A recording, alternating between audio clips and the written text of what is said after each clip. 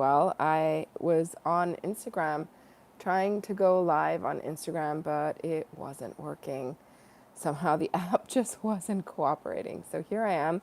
I came on here because so many of you had fertility questions that were unanswered from the weekend, and I wanted to come on and talk to you about those and to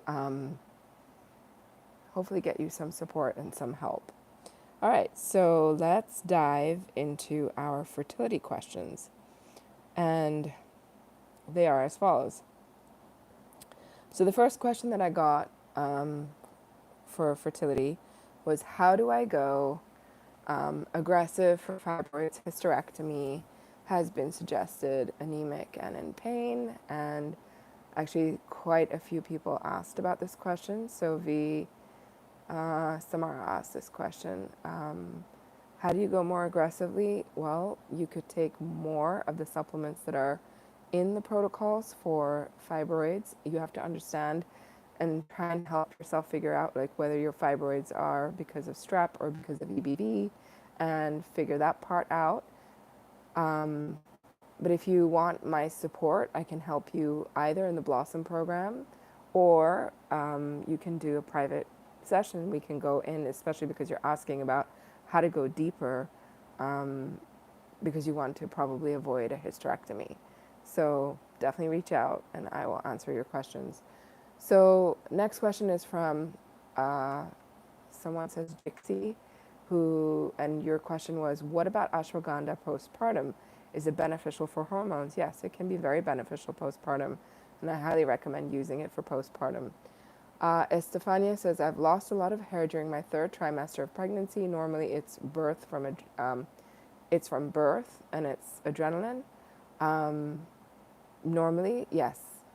Third trimester is not when you notice sort of the most issues with hair loss. Usually you notice them in the fourth trimester, which is postpartum, and then you lose the hair because you go through a lot of shedding from the adrenaline that you experienced at birth. Serena, hi, nice to see you here. If you're jumping on the live, say hello.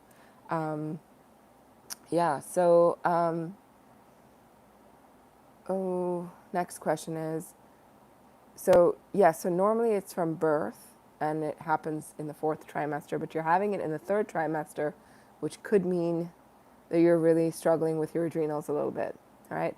Our next question is from someone saying, slight osteoporosis in the lumbar spine. Don't want to make and take dreaded meds. Any ideas? Yes, lots of ideas.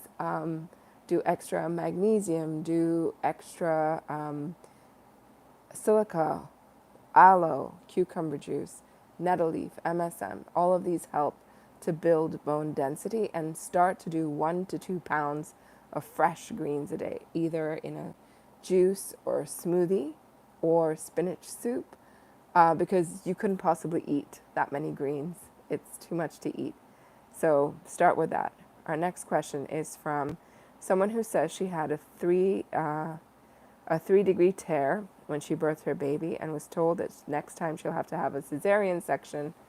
And the answer is no, you won't have to have a cesarean section necessarily.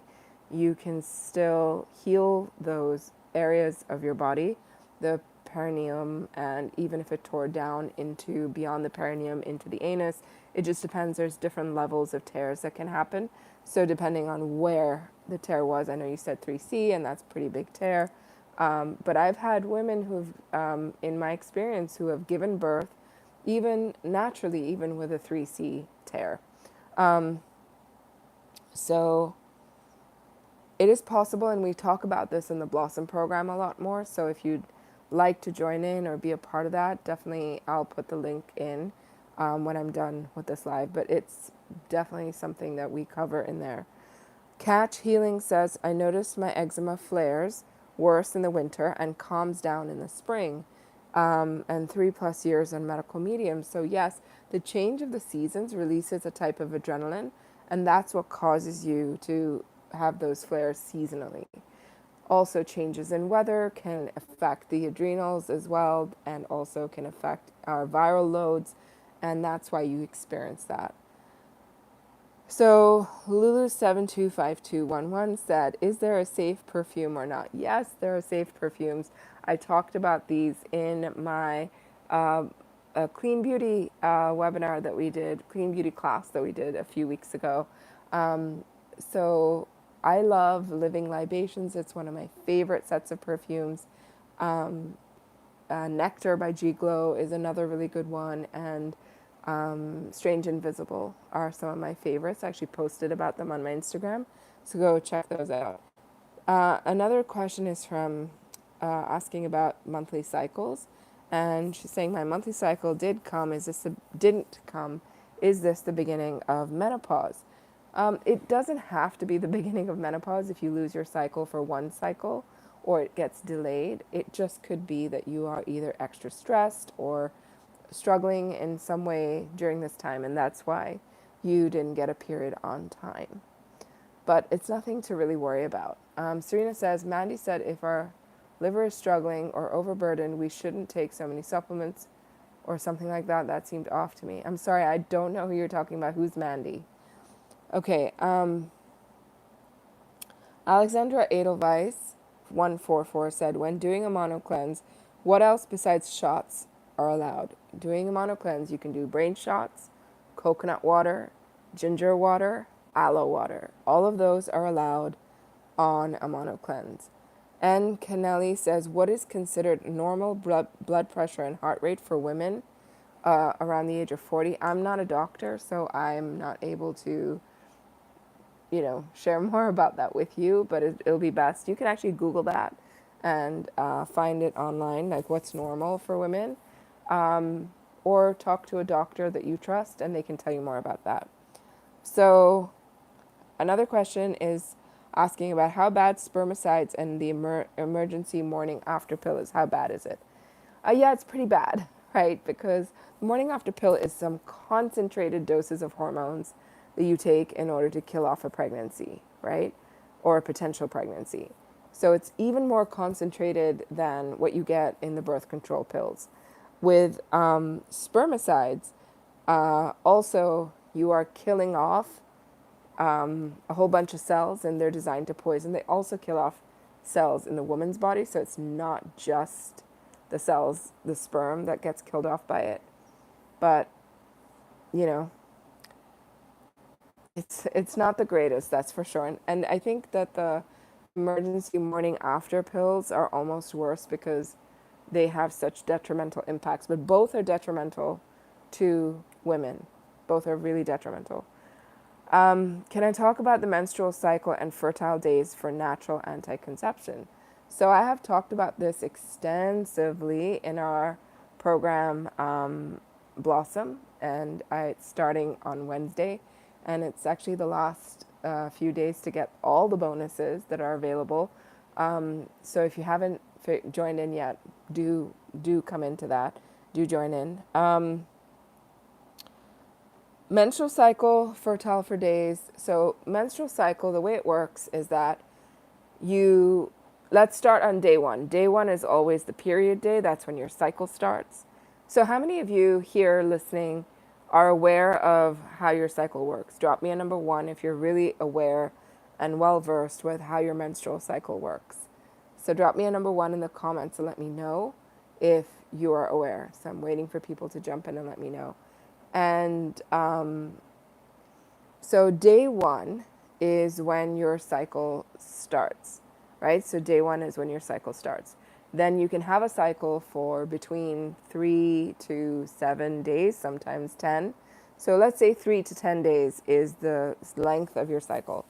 And then after let's take an average, 5 to 7 days for most women for their cycles.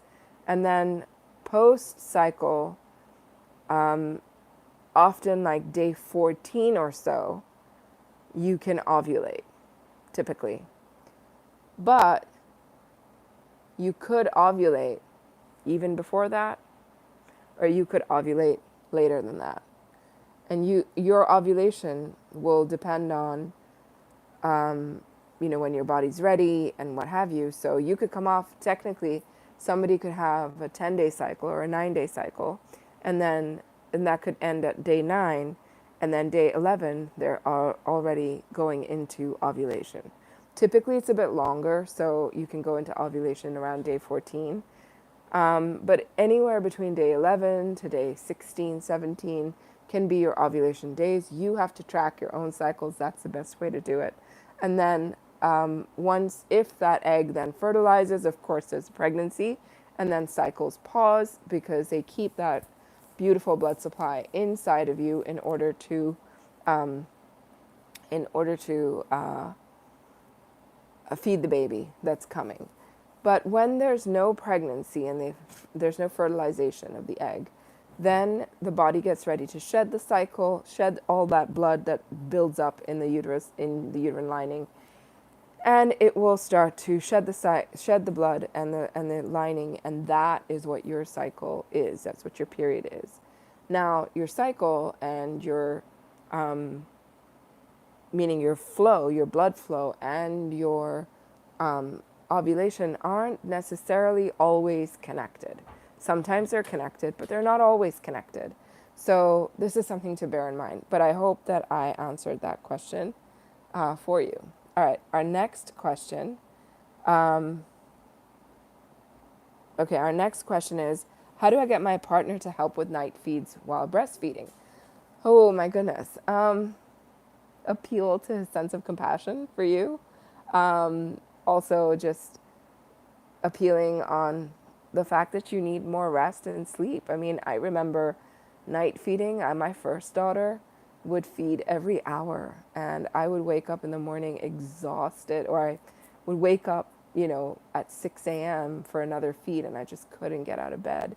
And that's when my husband would look at me and he said, "You can't keep doing this all night." So I would pump milk and he would feed her. He would take a turn so I could keep sleeping. But it's just a question of utter compassion for each other and not to overburden any one of you too much, because that can break you in a way, right? All right, so Charlie Yoga says, links to resources on newborn routine biologics, which you guys might know. It's code word for medical treatments. Yeah, you have to do your research with that. Go online. There's a lot of resources. Go look for books on Amazon. Go look for documentaries. There's a lot out there. I'm not going to flag my account by actually mentioning any of that stuff here. So, but if you want to ask more questions about these topics, I will discuss them in a consult. Or you can join Blossom and we discuss them a little bit more in depth over there. You also asked a question about how to increase your breast milk supply. So increasing breast milk supply has to do with bringing in a lot more carbohydrate, bringing in a lot more glucose, mineral salts, bringing in hydration, bringing in rest. Without rest, hydration, you will not produce as good and clean and as much milk. And those are the key tools to increasing milk supply. And then best osteoporosis protocol, I mentioned it a little bit earlier, but nettle leaf, silica, living silica, aloe, cucumber juice, MSM, magnesium glycinate, these are all very helpful for osteoporosis. Okay, our next question is about anemia, and it's a woman who struggles with anemia, and she's asking what can help quickly with anemia. So spirulina, barley grass juice powder, and I would say nettle leaf, red clover tea, red raspberry leaf tea. These teas are super helpful for building back, iron levels, but nothing is super quick. So try a Gaia Plant Force Liquid Iron. That's probably the quickest that you could get. What causes acne? Streptococcus bacteria, the stuff that gives you strep throat, goes into the lymphatic system under the skin and can pop out pussy pustules. That is what we call acne. My daughter is 19 and has low blood pressure. What are the causes and the remedies? So cause of low blood pressure can be that you sometimes not hydrated enough. you have less blood volume, your pressure can drop. Or you can have, or you can end up having a too much poison and toxin in your system. And then your heart will slow down because you become bradycardic and your heart slows down. And then your blood pressure also drops because your body's not trying to push all that toxin through you and actually protect you from it. So it doesn't push it as much. That's why you can lose blood pressure as well. Remedies, the best way to remedy a low blood pressure situation is really to start cleansing. That's your number one way to do it. Another question says, can you please help me with schizophrenia for me at age 44? Schizophrenia is a very difficult condition to live with. I would suggest that if you want help, I would suggest that you contact my office at scheduling@munizahmad.com, and we can set up sessions for you to get help. And hopefully you'll be able to recover. And also I work with a psychiatrist who also specializes in medical medium tools, and she can also provide support there. So definitely reach out. We're here to support you. Lizzie says, I'm past having a cycle. Does my immune system still dip, or is it more steady now? The good news, Lizzie, is that it is more steady now. That's great, right? That's what you want. So I'm happy for you. This is supposed to be a really good thing. Plant Made Judy says, how do you as a woman with a finance background and an lifestyle approach come into investing? Interesting question. I don't think I've ever been asked that question before. Yeah, it's a tricky one because I don't like for our money to go anywhere to funding companies that are in pharma, alcohol, coffee, vinegar, dairy, beef. Just don't support that, right? So it's tricky. I think you have to look very hard for investments. This isn't fully my area. It's my husband's area, so he handles all that. But he's very particular. So yeah, I think it's a very important thing to consider. It begets a conversation. Just not sure how much I can say here because it's a tricky platform to say things on. But, there are some, investments that make sense. Like if you want to buy real estate, or you want to buy an Airbnb and buy a home or a condo, and you want to put it into like an Airbnb situation. Those I think are fine and kosher to do. A lot of people like to buy actual assets like gold or silver, invest in something real. I think those are smarter ways to invest. I do have a finance background, so I can tell you a lot of trading happens on what isn't real. And I think that's basically a sin. When I looked at it from a religious angle, and I've looked at it from many different angles on whether this is really a good thing or not. Because I went to school, I understand how options and futures and derivatives and all of that stuff works. And it's not real. And people trade that and buy and sell it on a market. And there's things called, you buy something and then you short it, and you short something you don't have. How is that? It's like very dicey to me in terms of good solid investing. Yeah, so interesting question. So how do you reduce pain during ovulation? Curcumin, lemon balm, California poppy, and magnesium glycinate all really help. Luke Rogers, hello. Nice to see you here, Luke. How do you prepare for colonoscopy in an way? You mean without doing the drink that they give you to drink?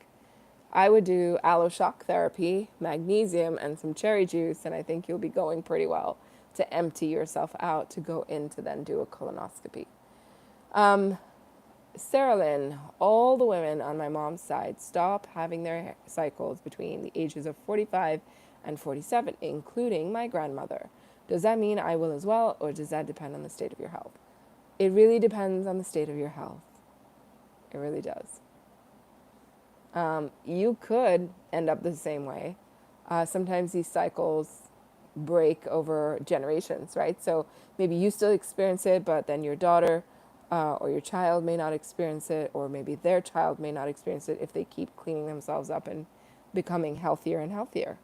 So I'm not sure how many of you here are aware that Blossom starts on Wednesday. It's going to be a really beautiful program. It's a deep container. And so by deep container, I mean that we dive really deep into these beautiful health topics. We dive deep into holding space for each other, holding time and vulnerability for each other, showing up in compassionate ways to help heal old wounds. And a lot of Blossom is actually about healing old wounds. And we carry a lot of our wounding in our uteri, in our wombs, in our cervixes, in our womanly parts. And because also generationally we have a lot of trauma in these parts, and we hold a lot. Birth is one of those things that there's no hiding in birth, right? So whatever's there shows up, and you cannot run from it. Birth is raw and real, and whether you are birthing or not birthing, I think it's critical for a woman to get to know her cycle and get to know the power of birth.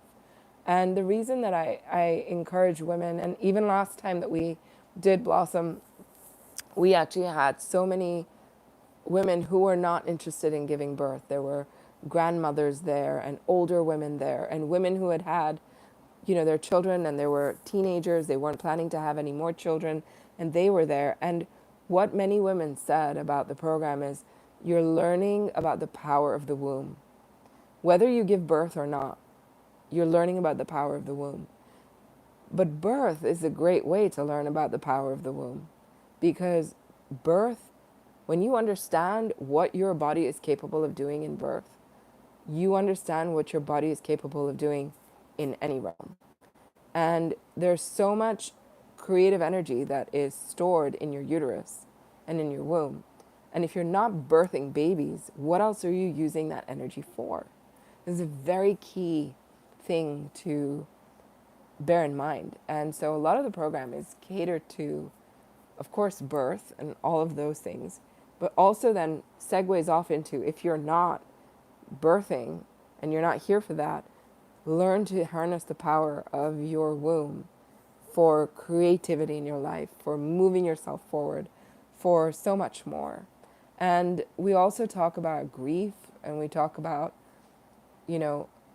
helping women understand their grief, helping women understand the grief that they carry over from the time that they were born.